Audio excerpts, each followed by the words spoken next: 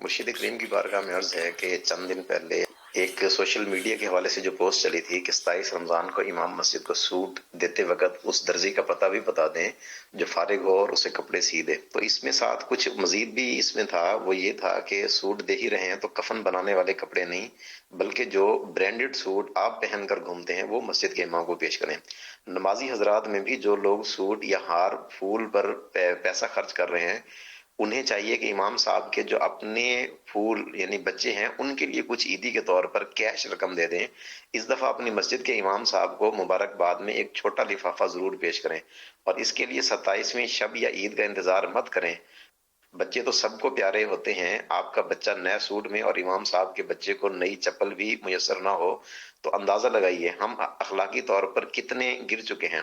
آپ کی مسجد کا 80% چندہ بھی امام صاحب کی محنت اور کوشش سے آتا ہے، جس کا 20% بھی اکثر مساجد انہیں بطور سیلری بھی نہیں دے رہے ہوتے.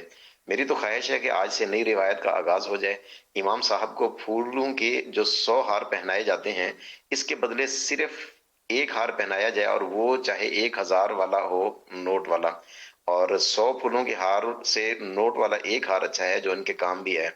اور آپ کے اس عمل سے دوسروں کو ترغیب بھی ملے اور امام صاحبان کا بھلا ہو جائے گا.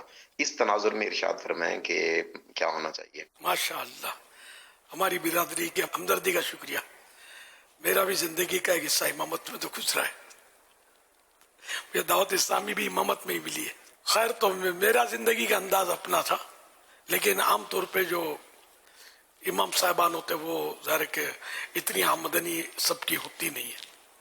تو یہ آپ کی بات بالکل صحیح ہے، بجا ہے کہ ان کو سوٹ بھی دینا چاہیے اور اچھی کوالٹی کا ان کو کپڑا دیں اور سلا ہوا ان کو مل جائے. مدینہ پھر گجرے پھول، اور یہ اچھی آپ نے مثال دی کہ ان کے بھی تو پھول ہیں، چھوٹے بچے واقعی ہوتے ہیں ان کے بھی، اور ان کو بھی نظر انداز نہیں کرنا چاہیے کہ بچوں کا بھی خیال رکھنا چاہیے.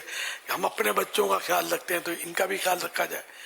ان کو بھی یعنی کہ عمدہ کپڑے پہننے کا شوق تو ہوتا ہوگا ظاہر بچوں کو، ان کو بھی پیش کیا جائے. بچوں کی امی، تو آپ ڈائریکٹ نہیں ہو جانا بچوں کی امی سے، اگر ہمدردی کریں آپ تو اپنے بچوں کی امی کے ذریعے کوئی ترکیب بنا دیں.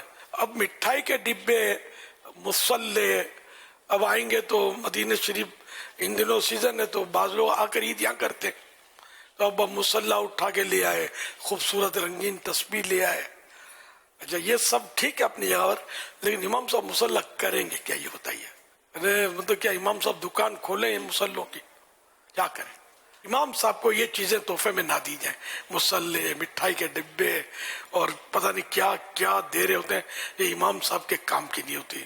امام صاحبان کو، مؤذن صاحبان کو اگر دینا ہی ہے تو یہ سب سے مطلب بہترین تو نہیں، یہ روکڑا، نقد روکڑا بولتے ہیں ہم لوگ، کہ اس سے دوا بھی خرید سکتے ہیں. امام صاحب بیچارے بیمار ہیں، گھر میں بیمار ہے، کوئی مسئلے، بچوں کو دوا لانی ہے، تو یہ آپ کی مٹھائی سے دوا نہیں آئے گی، نوٹوں سے آئے گی. اور تنخواہ امام صاحب کی کہیں جو بڑی مسجد و علاقہ مالدار ہوگا تو اچھی تنخواہ ہوتی ہے، بھائی جنرلی تنخواہیں اتنی نہیں ہوتی امام صاحبان کی. تو پیسے ہوں گے تو یہ سب کچھ کر سکتے ہیں، اپنی مرضی کا غذا بھی لا سکتے ہیں. اپنے جو غذا تھی ہو سکتا ہے ان کو نامعافی کا ہے، اپنی مرضی، تو پیسے دینے چاہیے. اللہ کرے دل میں اتر جائے میری بات.